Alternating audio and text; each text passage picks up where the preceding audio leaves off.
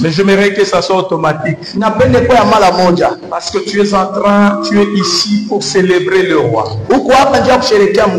Jusque-là, je n'ai pas encore senti que Dieu, je l'ai adoré, je l'ai loué. J'étais en train de m'étonner parce que, vous savez, certaines choses, on ne doit pas vous dire levez-vous.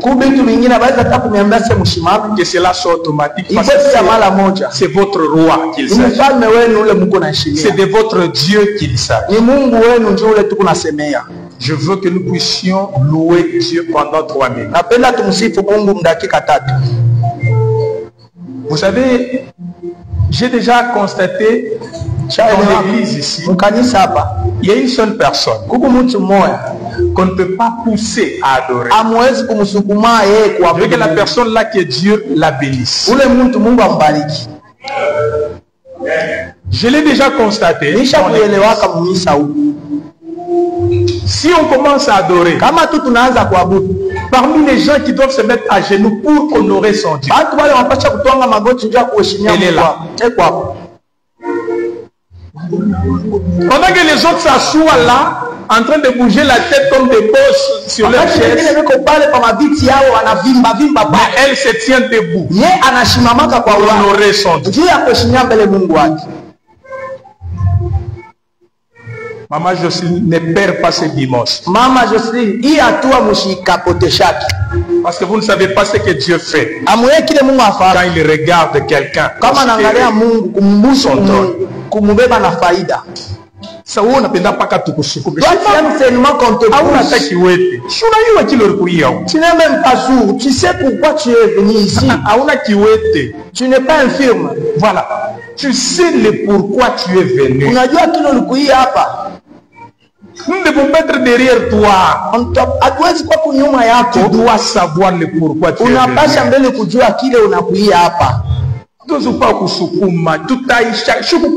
Jusqu'à quand nous allons arrêter ça? Cette fois-ci, quand tu commences à nous conduire dans la loi, comme ça, il s'agit de notre Dieu.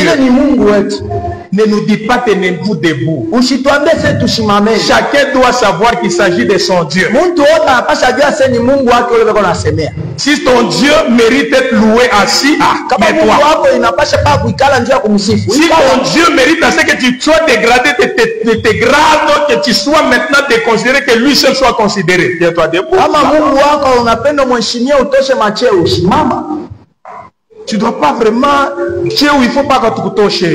On ne doit pas te dégrader pour maintenant accepter de louer. Ça doit être révolu. Nous devons comprendre le pourquoi nous sommes ici. Chinya kitulo, kitulo, kitulo.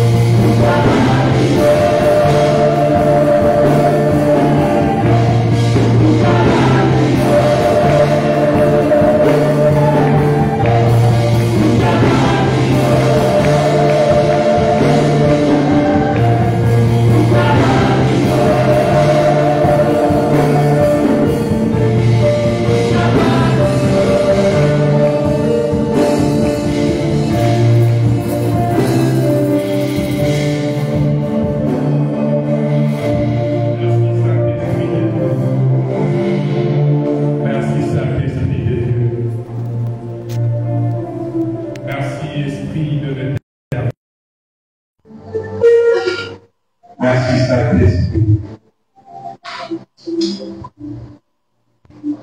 Nous avons besoin de toi, Saint-Esprit. Nous ne voulons que toi, Saint-Esprit. Nous ne voulons pas faire un culte où tu es absent. Cher Saint-Esprit,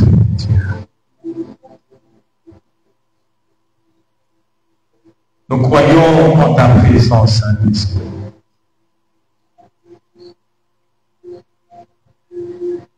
Nous ne voulons pas être de ceux-là qui s'apportent de ta présence.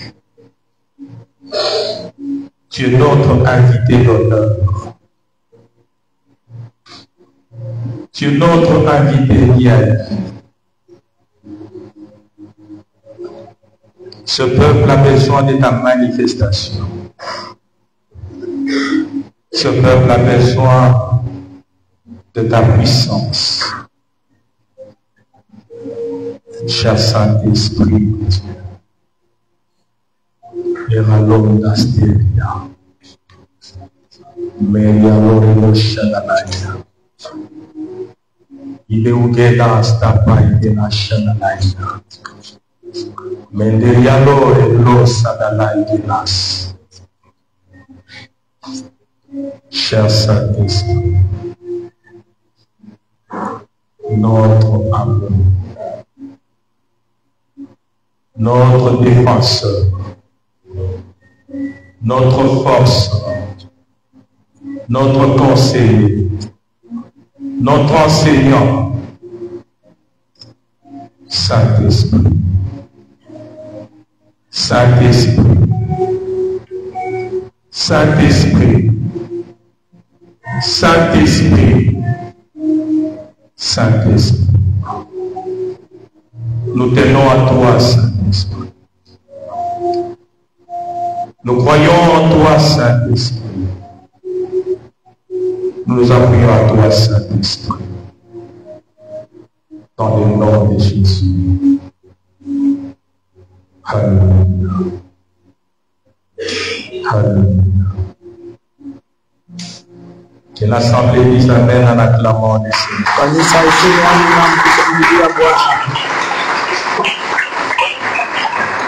Que le Seigneur vous bénisse abondamment. Je répète, que le Seigneur vous bénisse abondamment. Nous bénissons le Seigneur pour ce dimanche glorieux. Nous le bénissons parce que ce dimanche, le Saint-Esprit est en action.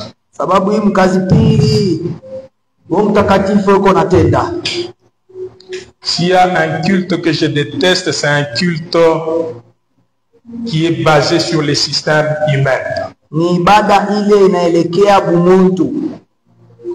Mais un culte qui me réjouit, c'est un culte basé sur le partenariat avec le Saint-Esprit.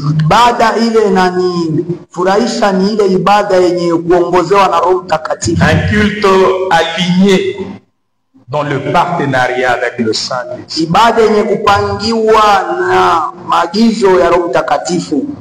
Je crois que nous avons un grand thème de ce mois d'octobre.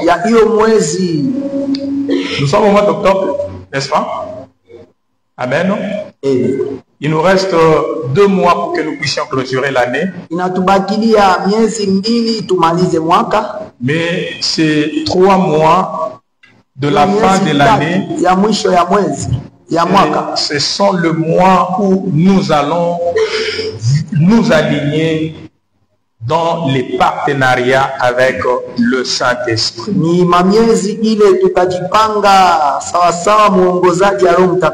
Afin de mobiliser en nous la nature de Dieu. Alléluia. Amen.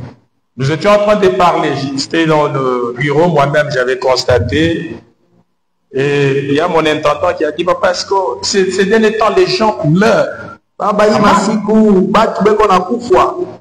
J'ai dit oui.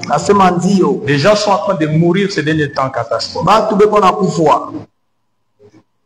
Mais comment est-ce que nous pouvons échapper à cette mort? Je tunaweza kuepuka La grande, bien sûr, parce qu'il y en a ceux-là qui meurent sans les temps de Dieu.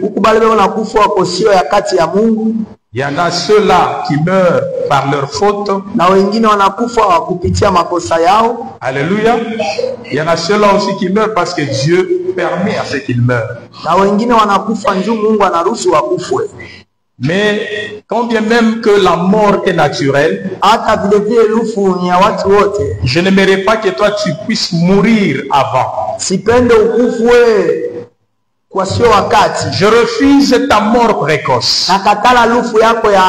Je contredis ta mort précoce au nom de Jésus. Je contredis ta mort précoce au nom de Jésus.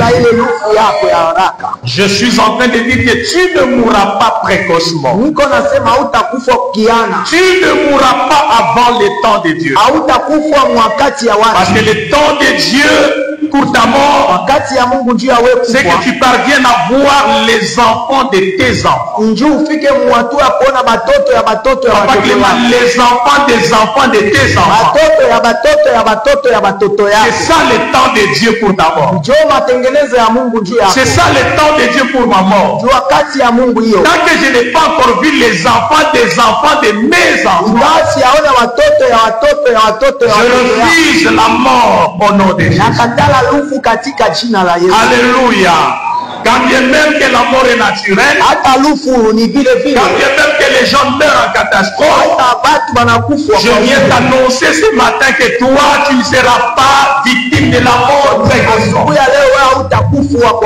Tu vivras jusqu'à ta vieillesse, jusqu'à être rassasié de jour, jusqu'à ce que tu demanderas à Dieu, Seigneur, laisse que ton serviteur s'en aille, car mes yeux ont vu ce que tu m'as promis.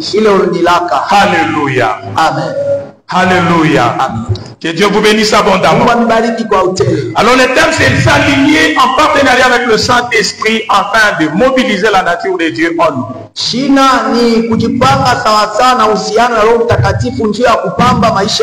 que tu peux le répéter pour les retenir parce que ça va nous accompagner jusqu'à la fin de cette année. Amen. Dis ça à ton voisin. Il faut que tu t'alignes en partenariat avec le Saint-Esprit afin de mobiliser la nature de Dieu en toi. Laisse-moi te dire, le monde ne craint pas les gens qui prient sans le partenariat avec le Saint-Esprit. Le monde où les démons ne fuient pas les gens qui prient sans le partenariat avec le Saint-Esprit. Pourquoi est-ce que nous sommes dans une église où les démons ne nous craignent pas? Nous sommes une église où les esprits impurs sont en train d'agir n'importe comment. Parce que l'église a déjà négligé son invité d'honneur qui est le Saint-Esprit. Alléluia. Nous sommes en train de nous focaliser sur des choses viles de ce monde. L'église est devenue beaucoup plus matérialiste que spirituelle. Aujourd'hui, les baromètres d'une église ayant Dieu, c'est le matériel au lieu des signes de Dieu.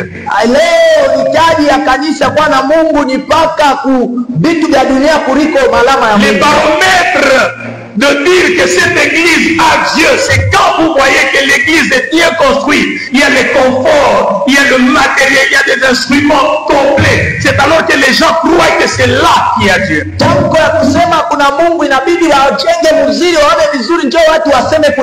Mais ce matin, je suis venu te dire que tout cela ne vaut rien devant Dieu. Mais ce qui compte à Dieu, c'est que l'église puisse avoir son esprit qui est le son même d'accès au règne de Dieu. Amen.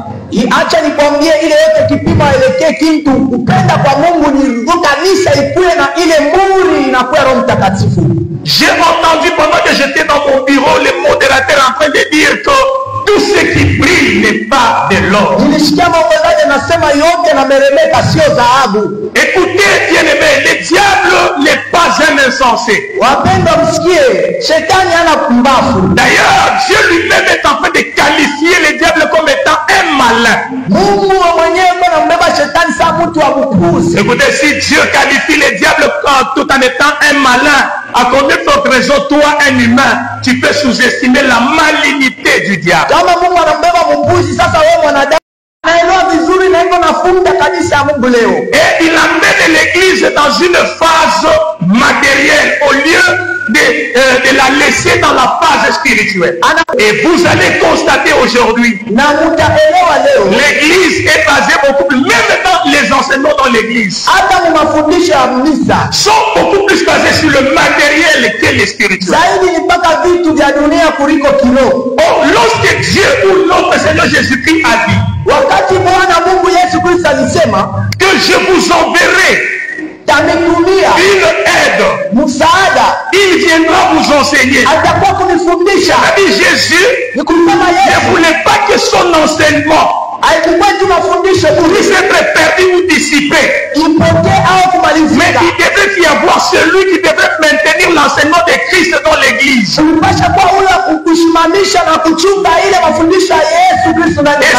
qui devait maintenir l'enseignement de Christ dans l'église, ce n'est que le Saint-Esprit. Et par rapport à l'enseignement du Saint-Esprit, Jésus a dit, lorsque vous l'écouterez, lorsque vous serez dans ma parole, c'est alors que vous accomplirez des grandes choses. Écoutez l'église. Jésus m'a dit, cherchez premièrement le royaume et la justice. Le reste vous sera donné par-dessus. Vous allez comprendre aujourd'hui. L'église est constituée des hommes et des dieux. Des prédicateurs qui sont devenus comme des acteurs. Ils n'ont pas besoin de soutenir le vrai enseignement de Christ. Mais ils commencent à fabriquer des enseignements sociaux. Alléluia. Des enseignements moraux. Où l'église se maintient dans les émotions. Au lieu que l'église soit spirituelle, l'église devient beaucoup plus émotionnelle. Elle attire les signes des yeux. Il paraît dans l'église. Parce que même les enfants de Dieu qui viennent à l'église, ils croient bien. Pour avoir Dieu, il faut que les pasteurs vous disent que vous aurez l'argent. Vous aurez beaucoup d'argent. Vous allez construire des maisons. Vous allez acheter des églises. C'est alors que l'église comprend que nous avons Dieu. La ruse du diable. Ce matin, je suis en train de vouloir te raligner dans le partenariat avec le Saint-Esprit, avec la nature de Dieu se mobilise en toi. Lorsque la nature de Dieu va se mobiliser en toi, tu ne seras pas n'importe qui. Tu ne seras pas la rusée du diable. Mais tu seras celui qui va amener, imposer la volonté de Dieu parmi ses enfants. Si tu crois, tu me dis Amen. Nous lisons la parole de Dieu. Actes chapitre 1, le verset 7 à 8. Jean chapitre 14, le verset 16 à 20.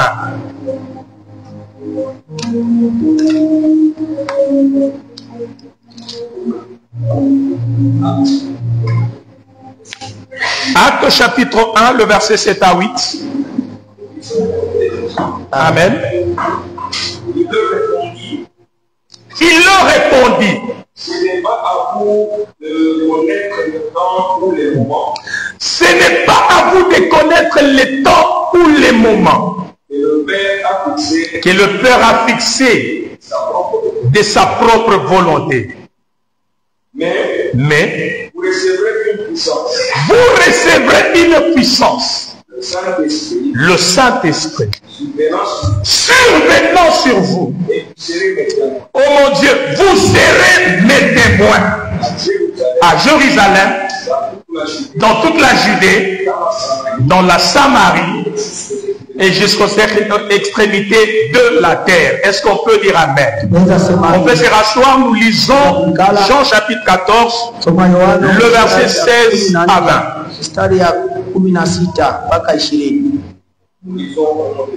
Amen. Et moi, je prierai le Père. Il vous donnera un autre consolateur. Afin qu'il demeure éternellement avec vous. Glorie, c'est ce que tu entends. Éternellement avec vous.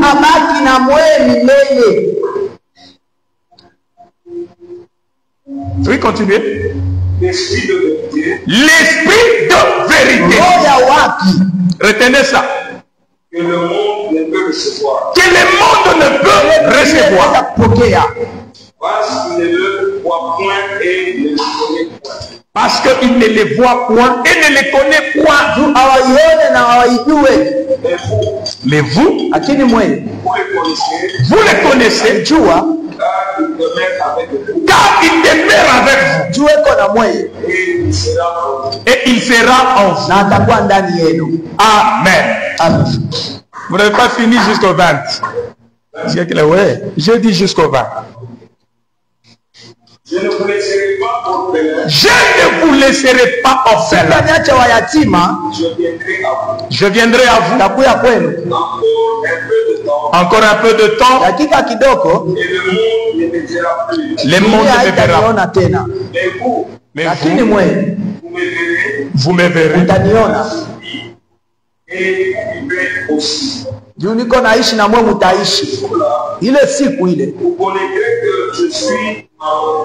mtajua kusema niko wa Baba na mwe mko ndani yangu na mimi niko ndani yenu. Que Dieu vous bénisse abondamment. Que le Seigneur vous bénisse. Bwana nibariki. S'aligner en partenariat avec le Saint-Esprit afin de mobiliser la nature de Dieu en nous. Pourquoi est-ce que le Saint-Esprit m'a inspiré cet acte? C'est par rapport à l'observation. Bien-aimé dans le Seigneur, la Bible ne nous demande pas seulement d'attendre ce que Dieu fera. Mais la Bible nous recommande aussi de discerner le temps. D'observer qu'est-ce qui se passe afin de découvrir le besoin véritable de l'Église dans ce temps de la fin. Vous allez comprendre, bien-aimés, comme je l'ai dit, l'Église aujourd'hui a perdu le Saint-Esprit. Pourquoi? Parce que l'Église, en perdant le Saint-Esprit, elle est en quête de matériel. L'église que nous sommes aujourd'hui n'est pas cette église que Christ avait laissée. N'est pas cette église que le Saint-Esprit est venu soutenir. Parce que le Saint-Esprit n'était pas venu dévier les enseignements de Christ à l'église. Mais le Saint-Esprit est venu solidifier. Apporter encore une autre connaissance, une autre dimension de la connaissance. Afin que l'église comprenne quelle est la volonté de Dieu. Mais aujourd'hui, l'église est en quête de matériel. Aujourd'hui, nous cherchons nous tous à partir des synagogues. À partir des synagogues. À partir des synagogues. Nous sommes en quête. À partir des églises qui pourront frapper le Dieu de quiconque le verra. Nous sommes en quête d'établir les conforts dans les salles de culte. Croyons que c'est ce qui symbolise les Saint-Esprit. Et les ignorants accourent là-bas. Kumbe ule watu Et wanakimbia. ils croient que c'est là qu'il y a Dieu. Watu wanadhani sasa kule kuna Mungu. Pourquoi? Parce qu'il est dans un endroit climatique. Wote basi ya hewa. Je ne refuse pas que ce n'est pas bien. Sikatana siko mbaya. C'est bien bon Iko mzuri. d'adorer Dieu dans un bel endroit. Abudu Mungu basi ya mzuri. Mais au-delà de tout ça, Juu ya vile vyote. nous devons savoir Unapasha que jua. dans un endroit où nous nous rassemblons, Basi kuna kuchana. lorsque nous nous rassemblons dans les systèmes humains, Kusanisha Mungu. c'est-à-dire nous faisons un culte des morts, Kusema tunafanya au ibada. lieu de faire un culte à l'honneur de Dieu, Baya kufanya ibada mwezi. là où le Saint-Esprit est là, Pale Roho Mtakatifu wepo. c'est là où il y a la vie. Ni pale tuko Là kushika. où le Saint-Esprit est là, Roho Mtakatifu wepo. même si les choses ne brillent pas, Hata watu maoni. mais en réalité, il y a la brillance. Kuna umeremeta. Parce que ce que Dieu veut de vous, Kile Mungu anapenda ce n'est pas ce que vous croyez qui vous va malheur, unaona inapita mais c'est ce que vous ne croyez pas, ile Mungu et qui frappe dans le monde des esprits. inapita dunia ya kiroho. Aujourd'hui, nous sommes une église. Tuko kanisa. L'église aujourd'hui Kanisa leo parcourt inatekeleza un chemin pour les démons. njia mule Le madoro. peuple ne peut pas s'en soucier. Hawezi hata kununua. Parce qu'elle est déjà dédiée. Kuonyesha kwa Mungu. Elle est centrée sur le matériel. Anajitegemesha kwa L'église est centrée sur l'argent. Kanisa anatuweka L'église est centrée sur des choses Kanisa anatuweka qui ne pamoja. peuvent pas porter la vie. Haiwezi kuleta Écoutez, bien-aimés, kushikia wapendwa. vous pouvez chercher à avoir le bonheur sur la terre. Mais laissez-moi vous dire que le bonheur là, de Dieu est éternel. Je connais des gens qui ont amassé. Najua watu Je walipata. connais des gens qui ont eu beaucoup d'argent. Mais aujourd'hui, ils ne sont rien. Habana kitu. Et même dans la Bible, Hata il y kuhubiria. a des gens qui ont amassé. Watu walipata. Il y a des gens que la Bible Watu kuhubiria. a sélectionné comme étant des hommes plus riches. Hakika saba tajiri Mungu. Mais aujourd'hui, si vous regardez, Ukiangalia. même si vous sillonnez les Hata mondes, unazetu. vous trouverez aucun bien de ces gens-là. Unashughulika dunia mtu ana hata kitu kimoja. Même dans les maisons de ces gens, la Bible nous dit qu'ils ont été des hommes riches, qu'ils ont été des hommes fort riches. La Bible nous parle d'Isaac. Et elle est en train de nous dire qu'Isaac était un homme riche. Parce que le Seigneur l'avait rendu riche. Il était fort riche. Quand on parle de fort riche, c'est-à-dire qu'il était parmi les puissants financièrement, matériellement. Mais cependant aujourd'hui, nous ne voyons pas un bien que Isaac a laissé. Pour dire quoi? Dieu kusema Tout ce que le diable est en train de vouloir nous faire pencher, yote kule nous faire croire que c'est très important dans la vie. Et vous vous accrochez à ça, en oubliant même l'essentiel. Laissez-moi vous dire que c'est éphémère. Ça ne peut jamais demeurer. L'argent ne demeure pas. Le matériel ne demeurera pas. Mais ce qui demeure, c'est la parole de Dieu. Voilà pourquoi Jésus-Christ a voulu nous laisser son esprit. Parce que le Saint-Esprit a la capacité de maintenir la parole de Dieu. Mais le matériel ne peut en aucun cas maintenir. Alléluia. La parole de Dieu en nous. Écoutez, Église, lorsque vous n'êtes pas aligné dans le partenariat avec le Saint-Esprit, vous êtes loin d'être un enfant de Dieu. Nous ne pouvons pas être des enfants de Dieu que Christ ne reconnaît pas par les sceaux que lui-même a assigné à son Église. Jésus nous a laissé son esprit. Il a dit à ses disciples, alléluia, ce n'est pas à vous de connaître les jours ou le temps. Alléluia. Parce que ces jours-là, Dieu lui-même l'a déjà planifié par sa propre volonté. Mais écoutez qu'est-ce qui arrive. Mais après de les avoir pris cela, c'est-à-dire la volonté de Dieu, l'objectif de Dieu, c'est que toi et moi, nous ne puissions pas perdre l'objectif à laquelle Dieu nous a sauvés sur la terre. Par rapport à ce que nous avons tendance à nous pencher. C'est bien bon Vous avez besoin de l'argent pour vivre. Vous avez besoin de la stabilité pour vivre. J'ai aimé le message de mon fils pendant la semaine. Il a dit quelque chose qui m'a piqué. Lorsque vous aimez Dieu, peu importe la gloire que Dieu peut vous donner, cela ne doit pas vous empêcher à l'aimer. Et il a dit quelque chose qui était très fort et que beaucoup de gens ont peur de confesser. Il a dit, j'ai dit à Dieu, si tu me donneras une gloire qui m'amènera à se perdre, à t'oublier, je te demande de ne plus me les donner. Je dis que c'est très fort. Et beaucoup de gens n'ont pas ce courage de confesser comme ça. Pourquoi? Parce qu'ils sont penchés au matériel. Vous savez pourquoi est-ce que Dieu nous a donné la manière de prier? Alléluia. Dieu a dit, pendant que les disciples, voyez que quand Christ priait, il recevait toujours. Alléluia. Quand il priait, il avait toujours ce qu'il demandait. Mais même quand il priait parfois, il ne voyait pas de résultat.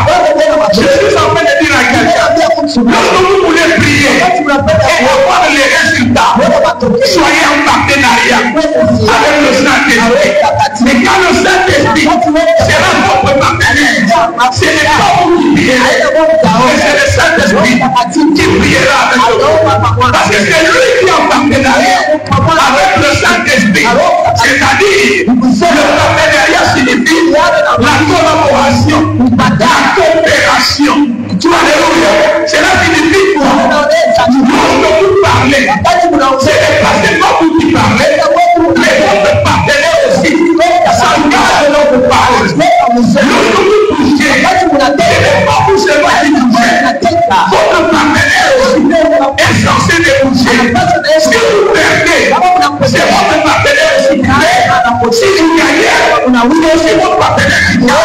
Voilà les proportions. Le partenariat de votre Saint-Esprit. Lorsque vous savez, vous êtes en partenariat avec le Saint-Esprit. Le Saint-Esprit ne perd jamais. Et par conséquent, vous n'êtes pas censé être des perdants tout en ayant le Saint-Esprit en bas. Si quelqu'un entend ça, il est bien fait parce que je dis la vérité. Alors Jésus, quand les disciples ont constaté, mais cet homme, comment est-ce qu'il prie? Quand il prie, il reçoit. Alors, ils ont dit, Seigneur, enseigne-nous à prier. J'étais en train de méditer sur cette prière. Jésus a dit, lorsque vous voulez prier, dites notre Père qui est aux cieux. Alléluia.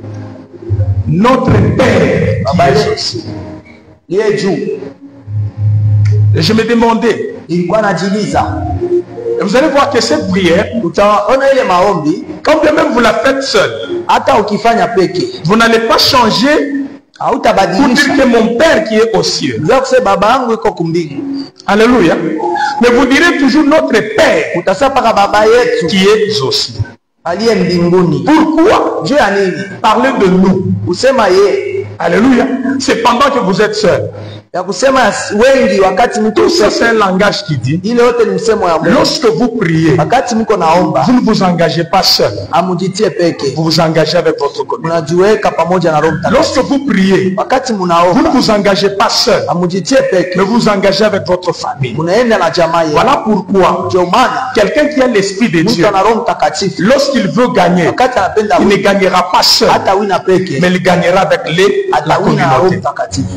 Est-ce que vous me comprenez? Est-ce que vous me comprenez? Alors il dit que ton nom soit sanctifié. Écoutez bien aimé, que ton nom soit sanctifié. C'est aussi une prière dangereuse. Donc beaucoup de gens ne comprennent pas. Parce que lorsque vous demandez à Dieu que son nom soit sanctifié, c'est-à-dire vous voulez que lui seul soit reconnu. Vous voulez que lui seul soit mis à part.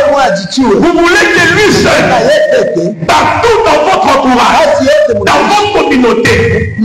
Alléluia. Dans votre vie, il y a seulement Dieu seul qu'il soit reconnu.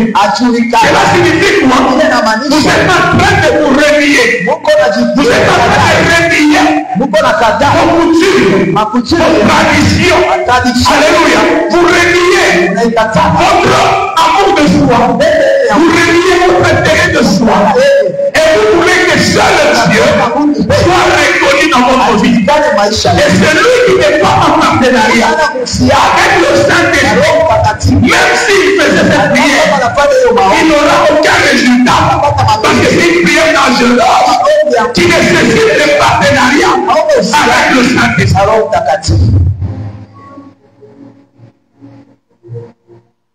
Alléluia. Amen. Que ton règne vienne. C'est aussi dangereux. Parce que lorsque vous demandez un autre règne à venir s'établir, vous devenez un traître de la nation. Alléluia. Vous devenez un traître de la nation. C'est-à-dire qu'on peut vous arrêter parce que vous êtes en train de vouloir faire tomber un régime et imposer un autre régime.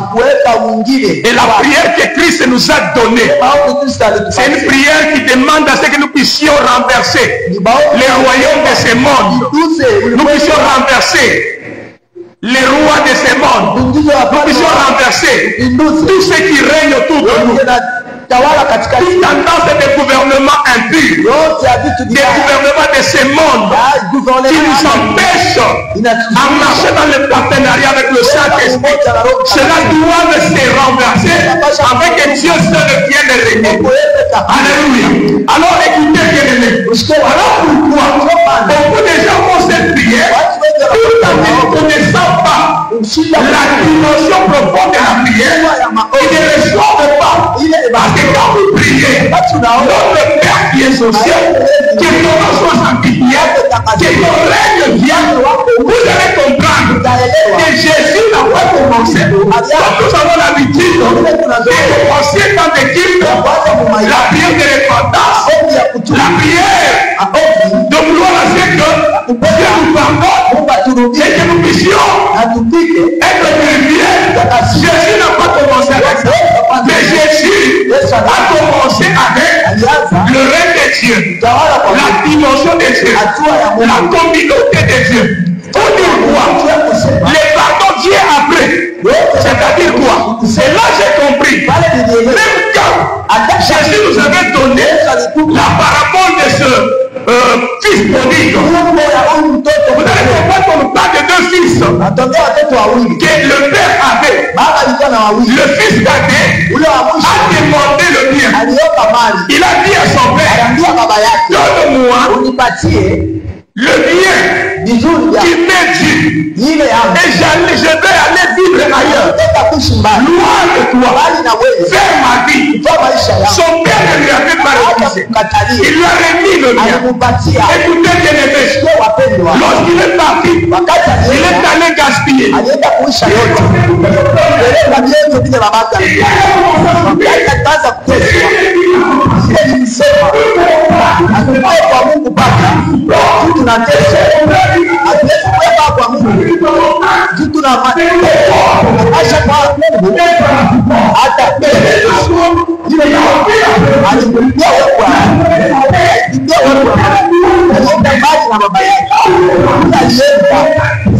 alienda kumaliza mafuta yake, akaanza kutosha. Wakati aliwaza akasharudia kwa baba wangu hapa, hii wakati hata wale wanasukia baba beto wakula kushini beto naenda beto sabati bauli namna kanini aweza kwa samuna wakati niko na baba niko na baba ule kwa jamii ndio alibeba mipango ya kurudia. Wakati alirudia ushikie kile kitika mbali sio naelewa mzuri wa Mungu kufuatana na roho yake. wakati walirudia, Biblia inasema baba yake mzaliwa wa kwanza, ingawa miaka yake, ingawa mali yake, alielewa mtoto wake mbaya, alielewa yote anarudia. Anaacha yeye alikuwa alipigia kuona baada ya kukimbilia anambeba. Wakati anambeba mtoto wake alikuwa anajibulisha, akaanza tena kuomba huruma. Hata wakati alitoka aombe msamaha baba yake, amumwache kumwaliza au ile msemo ya juu ya Mungu. Mungu anakupenda wakati roho ya Mungu inatuhakikisha ya kuwa baki.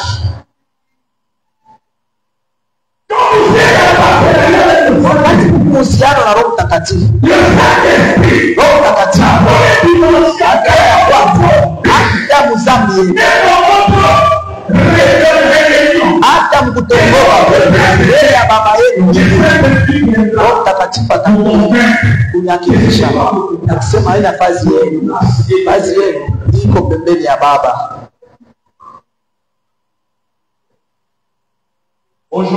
Leo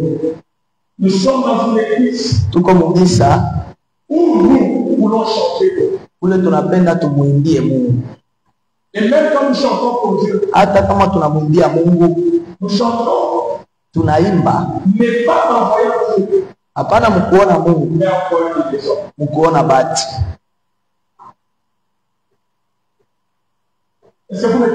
Eti bulalielewa. Nilikuwa kumugini moja, nilikuwa ona bantu vile beko na budu wa milele. Même si la chanson vous frappe émotionnellement, hata mwimbo inamigusa, vous n'avez pas le droit de venir payer ce qu'il chante. Hamuwezi kwenda kuweka makuta ule kona imba, batamirudishia haya. Juu ya nini? Ashinimbie mweye enambia Mungu wake haina mweba kumulipa. Unapasha jua wakati tunabudu Mungu, Dieu te touche, unashikia bana kupeleka ushikua ma emotion, twanga hata magoti. Amen. Amen. Mwalamu anasema Bwana ninakuabudu. Leta Roho Mtakatifu mkanisa. Tunapenda rudisha sifa kwa watu. Wewe naimba mzuri.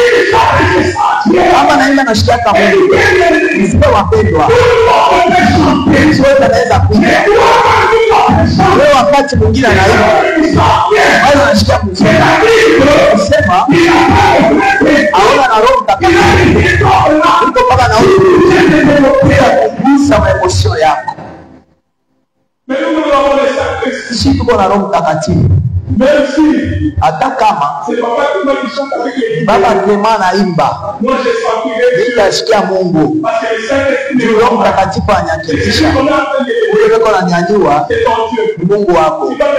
Unabasha tonga magoti, hata kama anya sauti ya muziki, hata kama ina muziki, hata kama mangoma haikufate vizuri. Mimi nachua mimi mwanisha kujipanga na Roho Mtakatifu. Roho Mtakatifu ananiambia wewe uko na Mungu. Yaani kuangalia Mungu, yaani kuangalia polisi, yaani kuangalia nesi, yaani kuangalia kanisa, au unaangalia ngoma, kuangalia Roho Mtakatifu kisha kujipanga, angalia watu wakati akataa angalia watu angalia Mungu. Wewe kwa Mungu, wewe kwa Mungu, wewe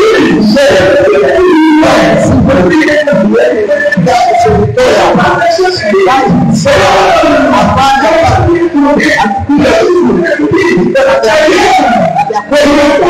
Hakuna majibu ya Mungu. Majibu ya Mungu. L'église aujourd'hui, kanisa leo, s'il faut amener les gens à pleurer dans la kama kupeleka bantu kulia mwepo wa Mungu, kulia juu ya mapendo ya Mungu, donnez-leur des cantiques émotionnels. wapatie mamimbo ile ya kuwalilisha. Ule beko naimba tu mateso yao, utaona bantu batalia hapa. Floris,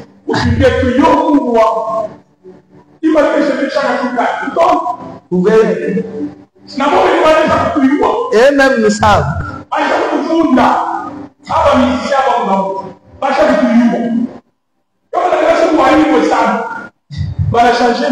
Ils vont changer les chansons.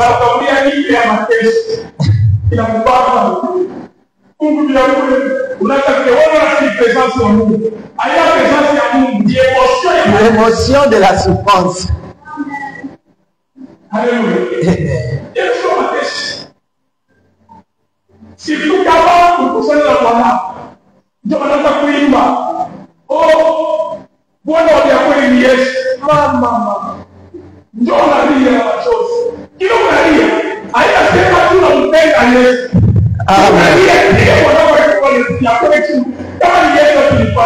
Amen. Si tu appelles la police, wakati wanakimbia mapendo ya Mungu, wakati wanakimbia Mungu, tutamsherekea, tutaenda kumbia kwa kuabudu, tutaenda kumbia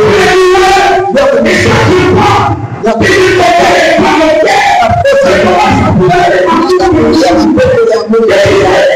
Sema Bwana kama ikipewa kwa wapi Roho Mtakatifu anafanya hivi kwa madamu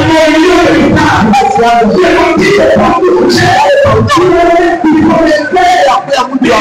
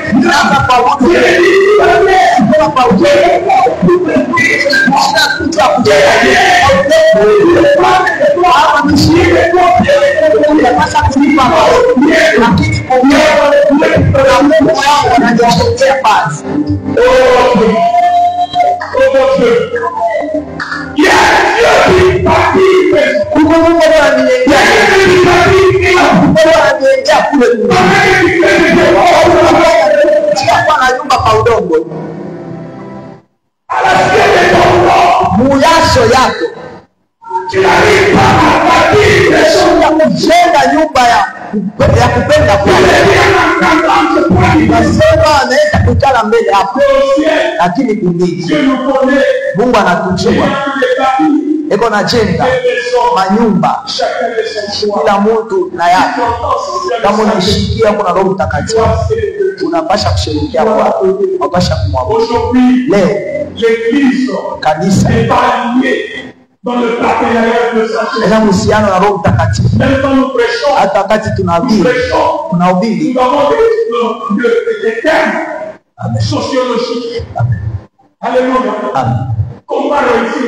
utaweza je ndoa? Utaweza maisha je? Usikie, unaweza kuweza maisha bila mafundisho ya jinsi utaweza. Mukuya tu muhusiano na Roho Mtakatifu. Yesu alisema je ne vous laisserai pas sitaniacha wayatima. Namna ingine wayatima ni ule na wazazi. Wayatima anahitaji msaada. Yesu anatuambia hatutakuwa wayatima. Roho Mtakatifu sera notre père. Atakuwa baba yetu, Il sera notre aide. atakuwa msaada Il yetu, viendra nous aider à tout. atakuwa kutusaidia Il myote, viendra nous aider. atakuwa Il kutusaidia, viendra nous guider. atakuwa Il kutukidia, viendra nous orienter. atakuwa kutusaidia. Aujourd'hui, l'Église Leo kanisa n'a pas de guide de notre Saint-Esprit. ana na kuongoza sawa Aujourd'hui, mtakatifu. l'Église a un guide de pasteur. Oh, kanisa inakuwa na pastori. Au-delà d'avoir un guide de pasteur, Juu ya kuwa na pastori vous devez avoir le Saint-Esprit. pasha kuwa na Roho Mtakatifu. Parce que lorsque vous avez un guide de Kama Saint-Esprit, mko na Roho Mtakatifu wa même si on kuongoza, sera vous l'année, hata wanaweza même kumtofauti, si vous vivez certaines périodes dans votre hata vie, mkavumbula makosa vous ya allez pastori, sortir de l'Église. hamutakimbia Vous n'allez kanisa, pas changer l'Église. hamutabadilisha Vous kanisa, serez là. utakuwa Vous pale avez une mission juu mko na dans cette mission Église avec kuliko kanisa na Roho Mtakatifu. combien de gens aujourd'hui, Bantu wangapi leo combien de temps, wakati ya sababu on a fait dans une équipe avec Dieu. anze ingia mkanisa mwibada, pastori anahubiri na wakati anahubiri Nos cœurs sont touchés. roho yetu inagusiwa, Nous rapport, tunavutia il va y respecter. mwezi juma moja Que nous l'année. tuko natimiza, On va pour nous plaire à notre tutapendeza Mungu Dieu chini, est touché. mtu anagusiwa chia Nous l'aimons et nous l'aimons. tunakatala tu shamba mahali yetu, shamba mazabu yetu ile kanisa hawaweza kugusa na vyote, Si on commence à toucher les péchés, tuanza kugusa zake, les pasteurs de Dieu on a accord. pastori anakuwa kuhukumiwa. Nous n'avons pas réussi une éventuelle condamnation. Hatukupokee njiri ya On commence kuhukumu. à terroriser. Wewe mnaanza sasa On kututetemesha, commence à nous inculper. wanaanza kutuintimide na mazambi. Les enfants qui ne pèlent pas. Watoto wa Mungu hawapende Ce kushikia genre de message. ujumbe ya hivi Vous commencez les juu ya nini. Roho ya Mungu Quand il est là, wakati iko il hapa n'arrive pas de péché. ashipendake roho zako. Roho Mtakatifu wakati iko hapa ashipendake mchafu wakati iko hapa, anakukangamisha mapendo wakati iko hapa, anakangamisha umoja.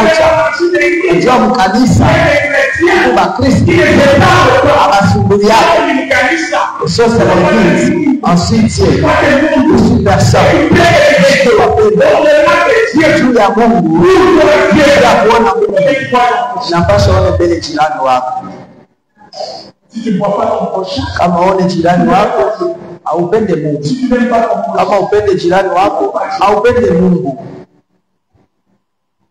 il n'y a pas l'amour. hamna mapendo. L'église est devenue comme un frère que ce Christ prodigue. Kanisa inakuwa sanduku ya huyu mtoto mpotevu, Malgré que lui était dans la présence de son ingawa yeye alikuwa mwepo ya baba il n'y yake, avait pas l'amour. ashikuwa na mapendo. Son père est rentré. Wakati ndugu yake alielezea, Il dit avec son père. ingawa mfurahie na baba yake, Il dit que son père a fait ça. baba yake asema anafanya anasherehekea, Il croyait. anafanya karamu juu ya kusherehekea, kufurahia kurudi kwa mtoto mkubwa yake ya ule mtoto. Alishirika Manque d'amour. kukosa mapendo. Nous aimons des autres se faire. Tunapenda wengine mapotee, Au lieu ingawa de prier ya kuomba et accepter. ya kuomba Ceux-là qui se juu bali viko napotea, viennent rendre. barudie kwa Kristo. Alléluia. Nous, c'est pour nous. Si tunafurahi, C'est pour nous dans la Christ. tu vois les chrétiens, ils se La réjouissent perdition avant de de la perdition des autres et ils acceptent. Ils vont accepter. Écoutez, toi en tant qu'enfant de Dieu, Wewe sasa vile mtoto wa Mungu avec l'esprit de Dieu, na Roho tu Mtakatifu n'as même pas besoin d'aller de choses. hitaji kubeula hata balozi. Oh mon Dieu. Tu n'as même pas besoin. Les Saints-Esprit n'ont pas accès à aller de choses. Roho Mtakatifu haikuruhusu wewe umbeule mulozi. Donner la révélation. Hata kama Mungu anamfunua se ule ndio mulozi, ule ndio mulozi. Tu n'as pas l'école de la. Hauhitaji hata kubeula. Ce que tu dois faire, Hilo unapaswa fanya c'est prier pour lui. ni kumwombea tu. Aujourd'hui dans l'église, Leo mkanisa nous faisons de l'église. unafanya kanisa inakuwa fasi ya Quel maibada, endroit fasi où un lieu de guerre. fasi ya vita. Or, Ile saa un lieu de guerre, fasi ya vita c'est un lieu où il n'y a pas l'amour. ni fasi pale hapana mapendo. Nous sommes censés de tuer. Tunapasha tunapasha Combien de temps que tu as tué dans la vie? wakati bantu bangapi uliwa maombi Avec yake le Saint-Esprit. na Roho Mtakatifu. Et tu crois que le Saint-Esprit d'abord avec toi. Tanzania si Roho Mtakatifu roho pamoja na wewe. Alléluia. Amen. Combien de choses que tu as massacrées? Bayomba bangapi bale utumia moto unaingia muibada. On dit quoi? Bien équipé. Pour la kipano. Tu as la machette. On a des revolvers. Tu as des revolvers. Tu as des bâtons. Aller à la montagne. Wenda kumulima. Vous voyez comment c'est l'église est déjà foutue. Kanisa tena pote. L'église n'est pas alignée. Kanisa jipange. Kufatana Roho Mtakatifu. À cause des bons enseignements. Na mafundisho ya bongo. Vous sortez dans l'église. Unaingia mumisa. Il y a quelqu'un qui m'a dit. Kumuta aliniambia. Faire la prière et machette de dans l'église. Kufanya maombi ya mamupanga. Hakuna vazi Roho Mtakatifu Kristo alituambia twende na mamupanga mumisa. Alipatia barua. Ule Biblia inasema upanga yake talamuka njia marafiki ya baji. Agano ya kale.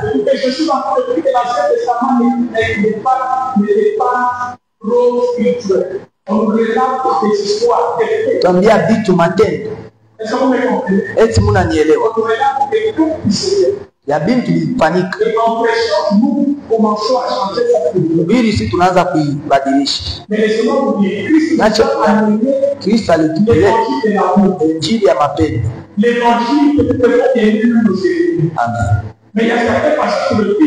Pastori wengine wakati kuna ndugu wanakatala sasa mwezi kupenda adui. Ni ile Kristo alituachia sana mafundisho. Na sababu ni nini?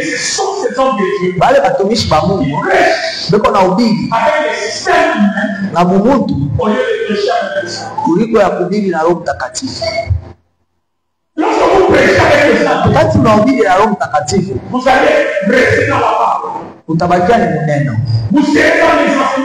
Utakuwa mafundisho ya Kristo. Utakuwa mumapendo. Utakuwa mumoja. Leo bantu ba pastori babili bana niachanisha na bazazi. Mushikie. Kubatu walisha nyambiaka majamaa ya fulani yuko mloji fulani, siwezi kumfundisha sasa. Yule ananiambia sasa ni mloji, baba yako ni mama yako, achana nabo. Hapana, kama nakwambia vile na kulaani juu unapasha jua Mungu alitumikisha bazazi yako juu wewe uishi. Na hakuna hata kitu kimoja pa dunia inaweza kuachanisha na bazazi yako. Kama nabii anakuwa kuambia sasa fulani mlozi mjamaa yako, ukwe kweli au bongo, ushache bazazi yako. Wakati utabaacha utalainiwa. Watu wa mimi wanalainiwa. Wewe batumishi kuendesha matoto ya Mungu mu makosa kwa chana ya majamaa, unalainiwa. Usha kulainiwa.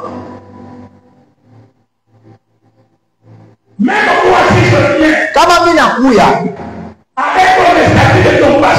na mpastori wako nakwambia sitoba na baba yako, toba na mama yako, ina kwanza kukuloka. Unapasha kunyambia pamoja. Asema pastor, mimi naona sasa nisha kuchikapo na kufundisha, lakini hivi haina mafundisho ya inakuwa na Roho Mtakatifu. Siwezi kubeula basasi yangu utanitabii aseni baloshi.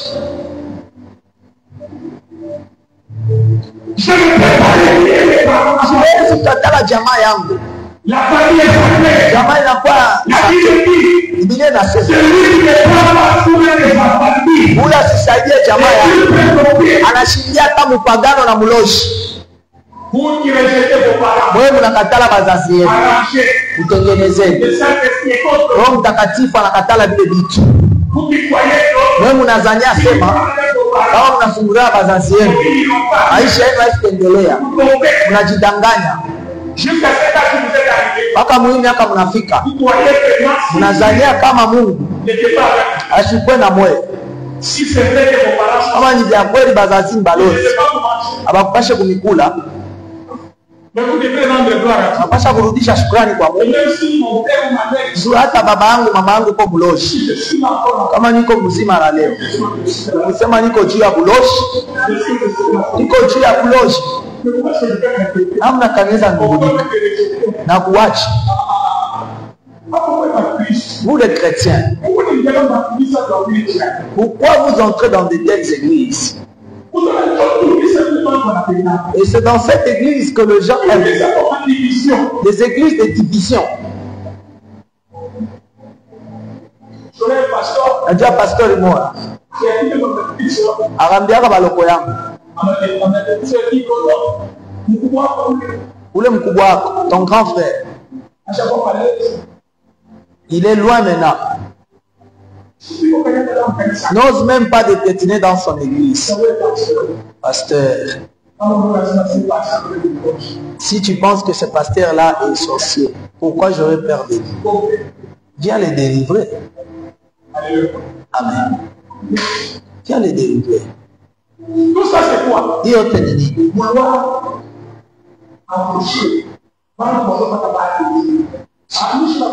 Tu veux rendre les gens esclaves de toi. Tu faire de toi mon esclave. Abba. Niko baba kilo. Sitakwaka baba kwa kuzala.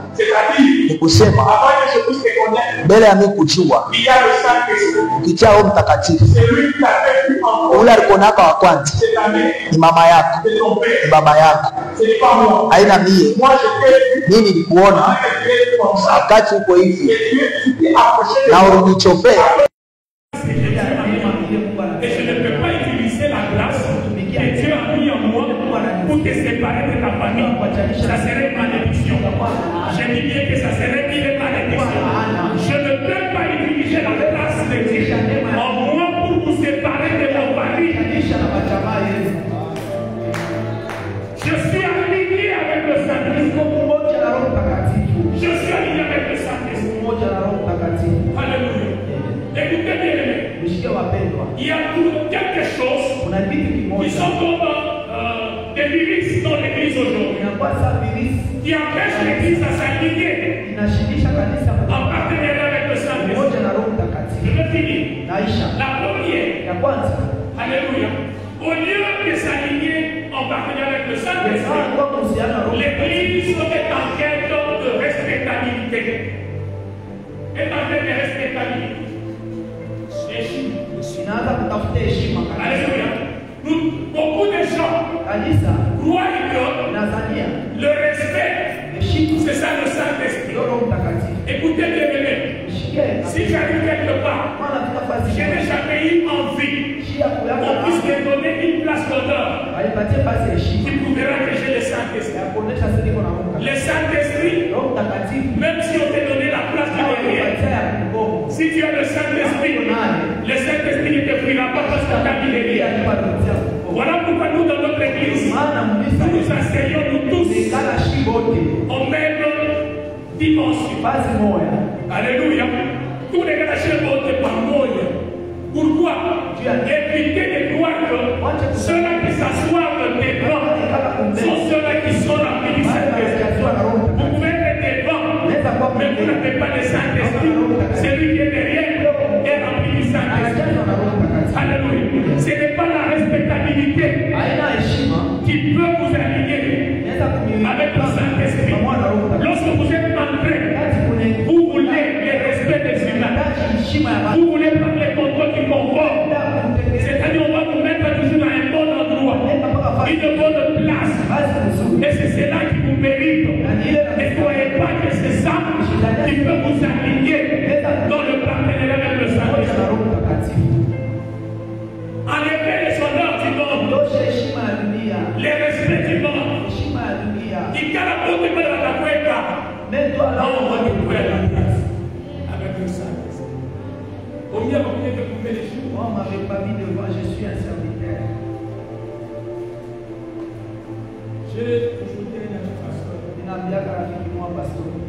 Nous allons quelque part nous mettre. Moi, ça m'importe. Même quand nous allons là, dans des conventions, dans le pauvre de cette. Pour la touche de la vie, quelqu'un met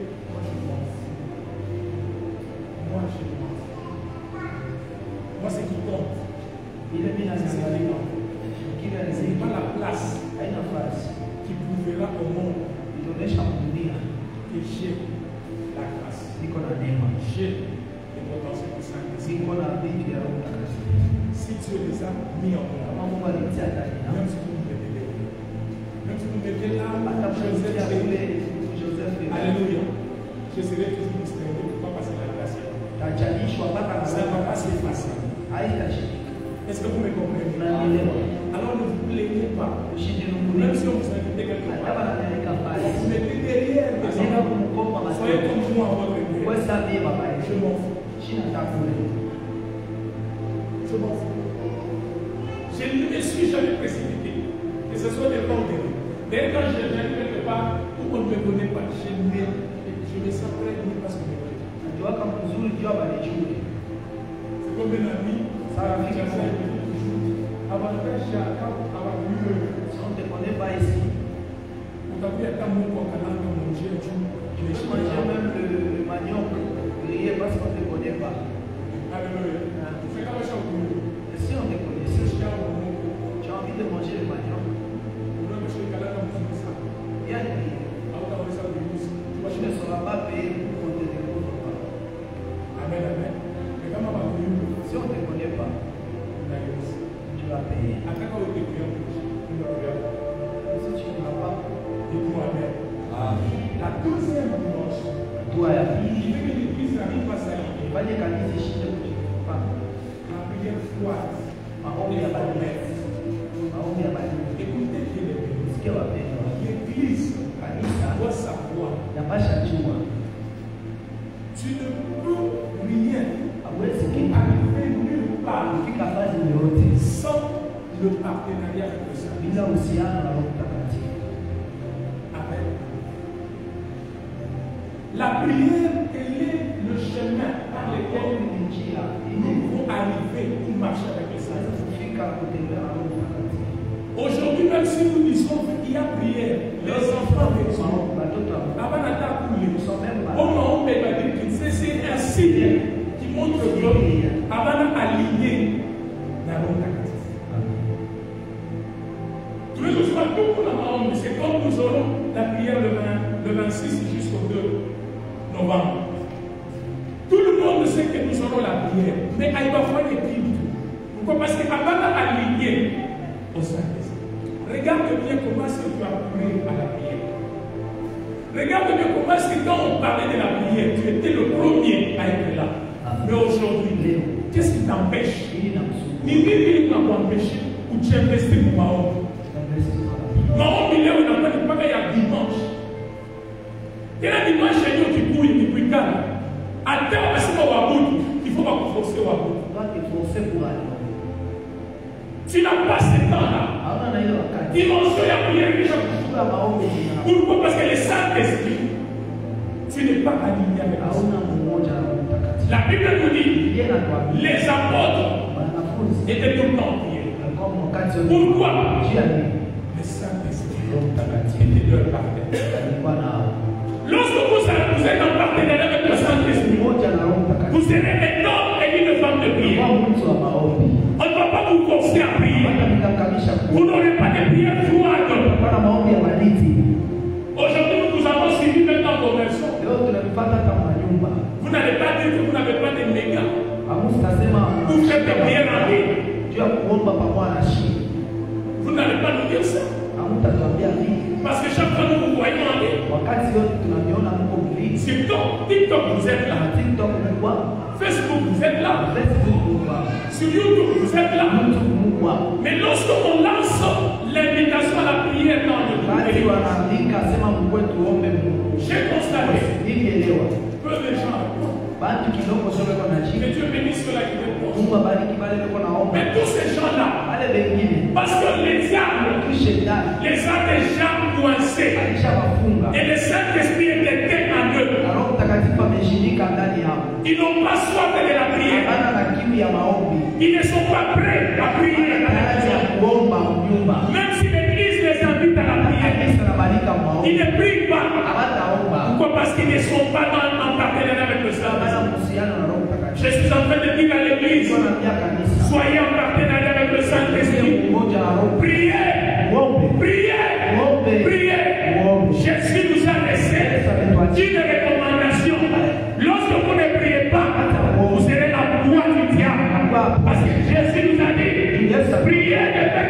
puissiez pas tomber dans la tentation. Le diable est en train de rôder autour de vous. Il est en train de réagir. Il cherche qui est-ce qui va dévorer. Mais comment est-ce que vous ne pouvez pas être dévoré si vous n'êtes pas dans la prière? Aujourd'hui, les gens meurent. Pourquoi les gens meurent? Parce que l'église ne prie pas. L'église ne prie pas. Et même dans la famille, s'il y a des gens qui meurent, c'est parce que les prières à toi ne sont pas comme.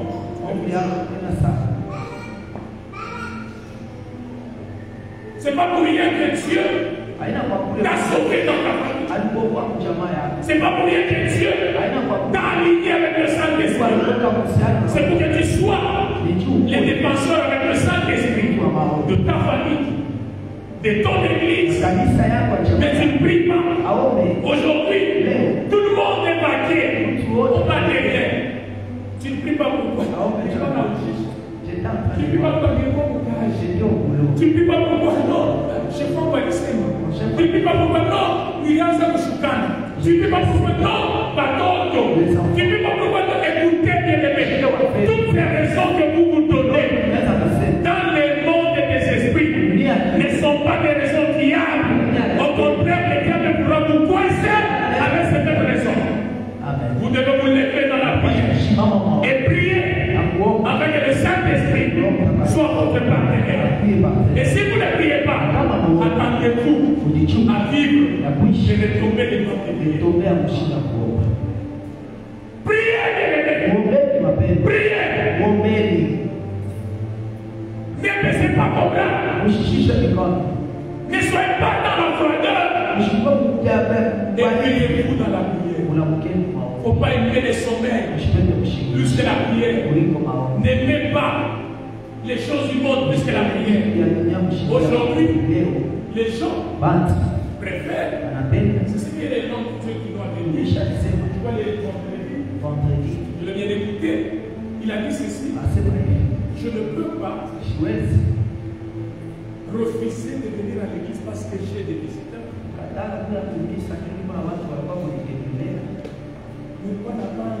J'avais des invités.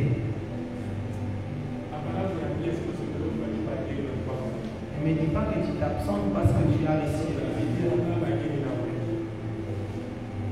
Parce que tu dois mettre la place de Dieu. Oui, la place de Dieu.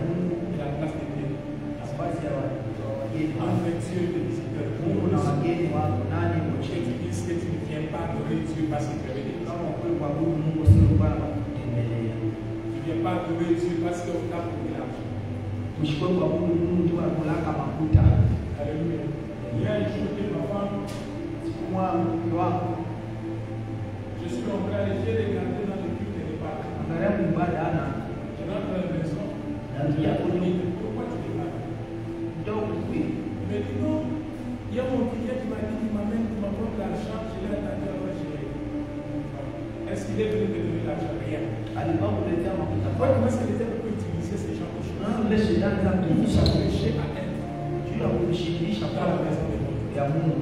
Même si on te promettait l'argent, le temps de Dieu est sacré. Le temps de la prière est sacré. Lis-toi au Saint-Esprit. Fais la volonté de Dieu. Ne fais pas la volonté de Dieu.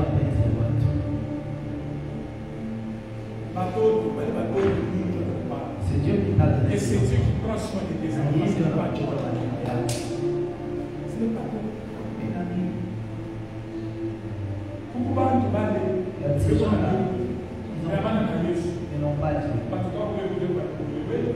Ces enfants sont des insensés.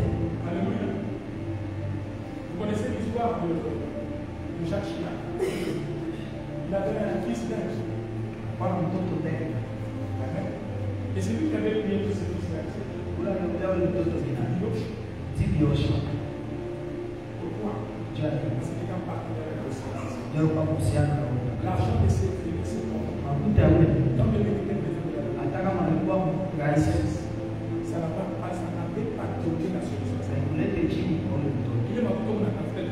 L'argent ne pourra jamais apporter la solution. C'est Dieu qui va te donner la solution. Il est Dieu qui vous a fait. Tout ce que toi tu cherches. On est dans le chantier. Je vais au chantier. Comment on appelle le détail? Si Dieu veut, ça marche. S'il ne veut pas, ça va rester. Mais Dieu ne met pas des choses. Ton boulot, c'est adorer Dieu. Ta maison, tu vas adorer Dieu. Ton argent, tu vas adorer Dieu. Tes enfants, tu vas adorer Dieu. Ton mari, tu vas adorer Dieu. Femme, tu vas adorer Dieu. Ce qui est à toi, adore Dieu. Troisième dimension. À toi et à table. Alléluia. Troisième dimension. À toi et à table. L'église a perdu Kanisa le ilipotesha partenariat avec le Saint-Esprit umoja na Roho Mtakatifu à cause des stratégies juu ya mastrateji, au lieu de l'obéissance. juu ya matengenezo kuliko utii. Amen. Aujourd'hui, dans l'église, papa, Leo kanisa baba, il n'y a que des stratégies. Mungu baba Au lieu matengenezo de pousser les enfants de Dieu à obéir, na uma watoto wa Mungu kutii, nous avons des stratégies tuko na pour namna nous à réaliser les choses.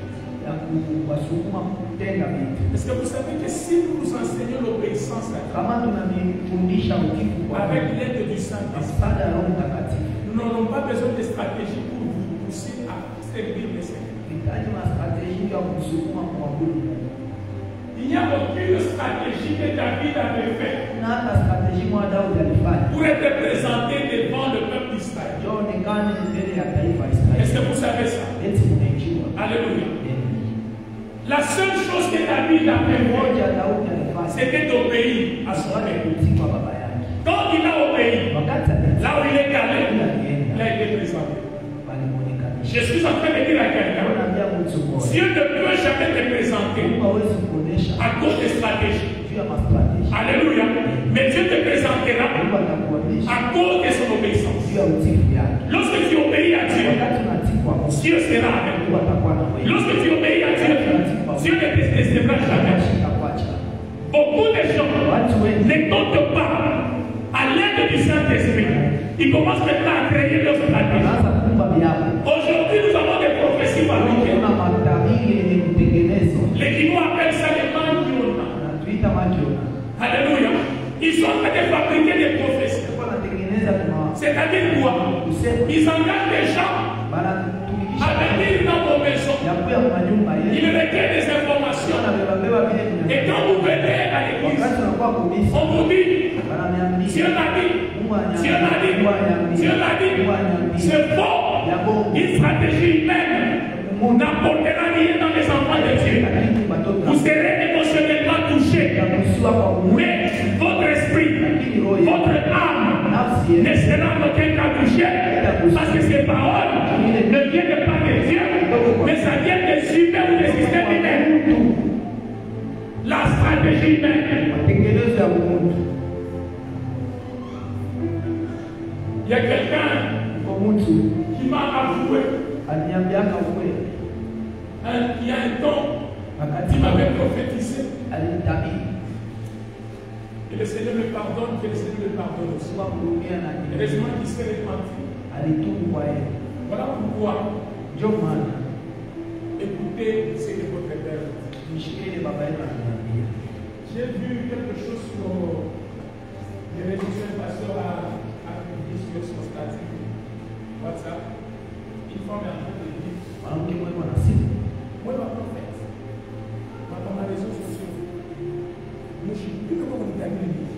Venez par les Vous confiance. êtes pasteur dans mon cas. Laissez-moi pasteur. Dieu est dans les vidéos. C'est lui qui me connaît. C'est ça que je suis en train de me demander. Vous avez pensé que l'église a des prophètes. Ni kanisa. Ça, son état de tafuta nini? Malaki changer mwaka wengi. Makabudu. Unafanya nini? Qu'est-ce que tu cherches? Wanasema huyu, wanasema écoutez, hakuna ule wanaweza kusema anapita baba yako kwa hiyo. Il passe le père. Sema amen trois fois c'est le Père. Amen. Amen. Hapana kutafuta maprofesia ya nje. Je ne cherche pas des prophéties de l'extérieur. Profesia ya kweli ni La tunakutambia. prophétie, c'est ce que je vous dis. Kama Mungu anasema, Si Dieu parle, atasema kwa watoto bali Mungu anashakutama na mali. va parler sur les enfants qu'il a établis avec. Atasema kupitia nini? Parce que je suis Parler au travers de moi. Il parlera au travers des fils. À suivre les fils. De quoi? Hapana kuangaika nje. Unaisha Spain. Hautagongeana mtu. Les vagabondages spirituels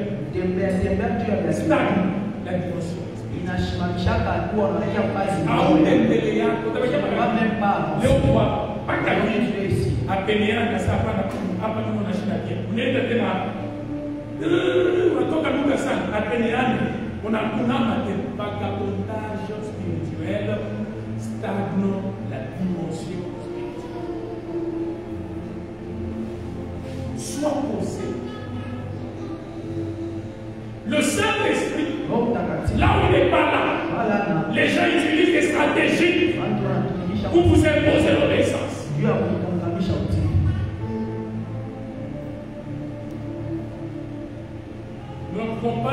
n'avons pas besoin de prophétiser pour que vous puissiez savoir que Dieu est là. Nous avons besoin de vous aligner. Donc, en partenariat avec le Saint-Esprit. Et lorsque vous serez alignés, le Saint-Esprit vous parlera. Le Saint-Esprit sera votre ami. Là où vous serez, même en faisant vos affaires, vous ne ferez pas des affaires en maison. Le Saint-Esprit vous dira, il tourne. Fungula ma chemise. Alléluia. Donc, il fungule dans votre bénéfice. Il tourne. C'est le Saint-Esprit qui te parle. Mais quand on a un âge, il n'a pas ça. C'est ma langue d'acadie. Je m'aligne à toi. Je veux être partenaire au nom de Jésus. Et la quatrième dimension, c'est la manque de sanctification. Là où il n'y a pas de Saint-Esprit, les gens ne sont pas sanctifiés. Et quand on commence à parler sur la sanctification,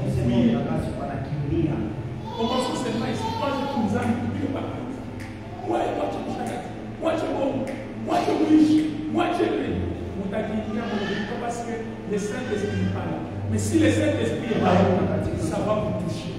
Vous allez vous agenouiller, pleurer et dire à Dieu, Seigneur, qu'est-ce qu'il faut que je fasse? Et que je dis que c'est Dieu qui donne les maïs.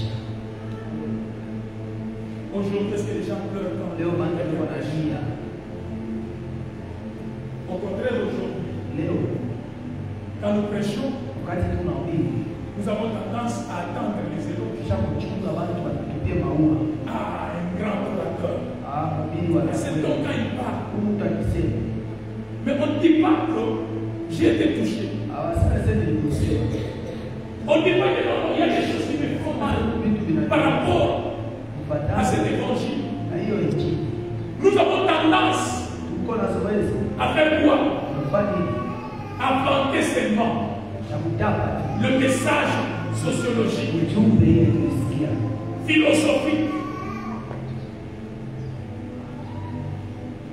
Il n'y a pas Dieu. Il n'y a pas la volonté de Dieu. Il n'y a pas le principe de Dieu. Il n'y a que le système humain. Vous me dites, au lieu de me fondre en calice, moi je m'en souviens de fondre. Mais pour nous, nous fondons chez les catholiques, nous ne pouvons pas enseigner des choses qui amèneront les gens à la volonté de Dieu. Parce que trop c'est trop. Aujourd'hui dans l'église, comment avoir l'argent? Mais il y a quelqu'un qui a déjà eu l'argent sans pour autant passer dans l'église. Nous tous nous savons comment est-ce que nous pouvons avoir l'argent. Si tu dois avoir l'argent, tu dois travailler. Tu dois créer ton entreprise. Est-ce que c'est un problème de t'insérer ça dans l'évangile? Nous devons demeurer dans la volonté. Ce n'est pas mauvais d'informer. Mais c'est des informations de toi. Tu ne dois pas prendre la place de l'évangile. Je peux venir, je dis, je veux vous informer. Je rassemble pour vous informer. Mais je ne veux pas faire de l'information d'évangile. L'évangile n'a jamais été une information. Est-ce que vous me comprenez? Amen. Parce que si vous suivez l'information, et après l'événement, vous allez oublier. Mais l'évangile, ça reste gravé dans votre cœur. C'est un problème de cœur. Ça demeure. na hatari qui empêche l'Église à s'aligner inazuisha kanisa kujinyorosha en partenariat avec le Saint-Esprit. pamoja na Roho Mtakatifu. L'Église Kanisa aujourd'hui est devenue le musée de la foi. inakuwa vazi ya imani, Le musée de la foi. vazi wanatia imani. Alléluia. Vous connaissez les musées? Unajua C'est vazi l'endroit où vous pouvez contempler les choses historiques. unaweza kwenda kuangalia vitu vya Là vitara, où on place des choses historiques. ule wanatia vitu vya zamani. C'est ça l'Église aujourd'hui. Kanisa leo Aujourd'hui, leo kanisa l'Église est devenue le musée de la foi. inakuwa vazi ya kutia imani, C'est l'endroit où nous devons venir parler vazi tunakuwa de ce que Dieu avait ya fait, vile Mungu alifanya, de ce que Dieu a fait avec vile Moïse, Mungu alifanya na de Musa, ce que Dieu a fait avec vile Abraham, Mungu alifanya na de Ibrahimu, ce que Dieu a fait avec les autres. alifanya na wengine. Mais nous ne pouvons pas Hatuwezi matérialiser ou accomplir ces choses aujourd'hui. L'Église n'a jamais été le musée de la foi. kuweka mizee Dis à ton voisin, l'Église n'a jamais été le musée de la foi. nafasi ya kuchunga imani, L'Église n'est pas le musée de la foi.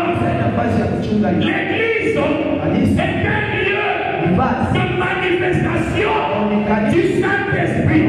L'Église est un lieu de manifestation de don de l'Esprit. C'est dans l'Église où quand nous venons, nous devons découvrir. C'est comme ça que Paul prophétisait. C'est ça le discernement des esprits. Comment est-ce que Jésus qui a un mauvais esprit a c'est comme ça que ça se passe. C'est comme ça qu'on voit des visions. C'est ça l'Église. L'Église n'a pas besoin de se comporter en musée de la foi, de parler des histoires, mais ne vivant pas la réalité de la puissance du Saint-Esprit. Nous devons manifester la puissance du Saint-Esprit. Dans l'Église, nous devons être là avec les dons, avec la manifestation. Quand nous venons, nous sentons que le Saint-Esprit se manifeste. Et non pas nous venons, nous rentrons dès que nous sommes entrés. Pourquoi? Parce que nous avons relaté que Jésus faisait, le Saint-Esprit avait fait. Écoutez, la Bible nous dit, Jésus est en train de dire à ses disciples, ce n'est pas à vous de connaître le jour ou le moment de la venue ou du dernier jour. Quand Dieu viendra et a pris son royaume, cela a été établi de sa propre volonté. Écoutez ceci, ce que vous devez savoir, Jésus laisse un mandat. Il dit, vous serez mes témoins. Vous serez mes témoins en toi. Lorsque vous recevrez le Saint-Esprit, une puissance qui surviendra sur vous pour être les témoins de Christ. La volonté de notre Seigneur Jésus, ce n'est pas que nous devenons le musée de la foi, mais la volonté de notre Seigneur Jésus est que nous puissions être des témoins.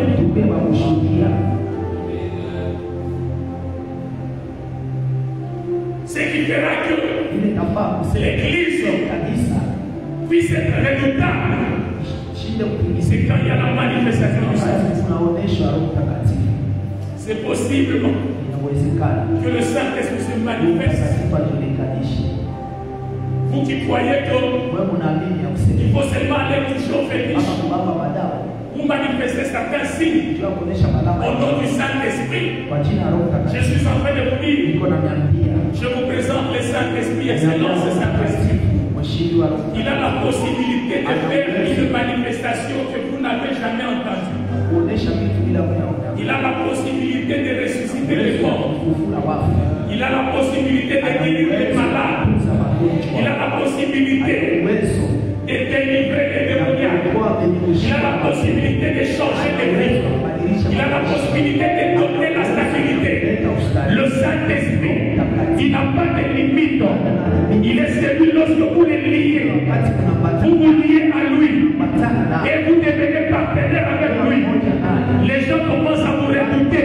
Les gens commencent à s'étonner de vos réalisations parce que le Saint-Esprit est avec vous. Je vous invite à le recevoir. Je vous invite à marcher avec lui. Je vous invite à être avec lui. Je vous invite à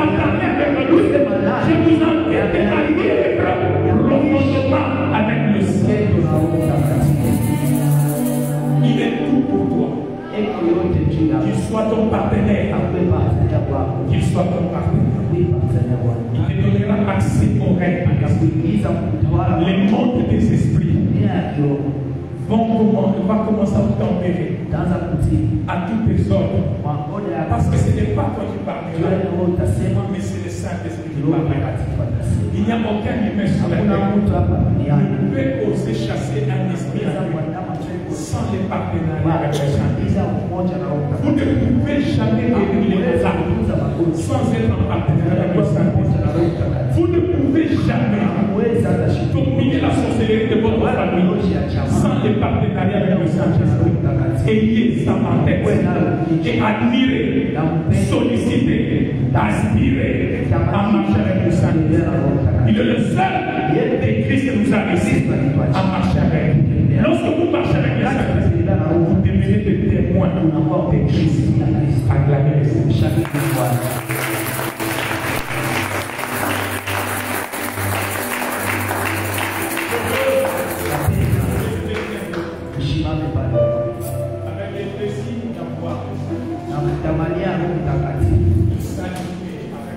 Kuya mmoja na Roho Mtakatifu. Que ton monde de l'esprit Dunia yako ya kiroho soit chapeauté par le Saint-Esprit. iongozwe na Roho Mtakatifu. Ton monde de l'esprit. Dunia yako ya kiroho. Tu sais pourquoi est-ce que tu n'es pas, tu es toujours vaincu. Unajua kwa nini wanakuinanga tu? Tu sais pourquoi est-ce que les choses ne vont pas. Unajua kwa nini vitu haviendekani? Parce que ton monde de l'esprit Dunia yako ya kiroho n'a jamais été chapeauté par l'esprit de Dieu. aliyoongozewa na Roho wa Mungu. Je prie ce matin Asubuhi ya que leo ton monde de l'esprit dunia yako ya kiroho soit chapeauté iongozwe par le na Saint-Esprit. Roho Mtakatifu. Et là, je l'ai dit, Hapa napata aucun sorcier ne sera hata dessus. mlozi atapata juu yako. Aucun malheur ne sera atteint. Hata ole utashinda kupanga. Parce que le Saint-Esprit Juu Roho Mtakatifu chapeautera ton monde de l'esprit. ataongoza Je dunia veux que yako. tu sois concentré. Pendo nitie basi. Il y a longtemps que tu as été avec le Saint-Esprit. Akawia mpaka na Roho Mtakatifu. Aujourd'hui, Leo est-ce que tu peux dire au Saint-Esprit, naweza kuomba Roho Mtakatifu. Roho Mtakatifu. je libère mon engagement. Amen. Je veux renouveler ma marche avec toi. J'ai été perdu. J'ai considéré beaucoup plus le matériel que toi. J'ai été perdu. J'ai considéré beaucoup plus mon travail que toi. J'ai été perdu. Même la prière a diminué en moi parce que tu n'es pas là. Je veux renouveler ma marche avec toi. Reviens à moi, Saint-Esprit. Je te le demande. Je te le prie. Reviens à moi, Saint-Esprit. Saint-Esprit, je te prie. Reviens à moi, Saint-Esprit. Je te le demande. Je te le prie. Je te le prie, Saint-Esprit. Je te le prie, Saint-Esprit. Reviens à moi. Je réitère ma marche avec toi. Mon engagement avec toi. Je m'aligne dans le partenariat avec toi. Je m'aligne dans le partenariat avec toi.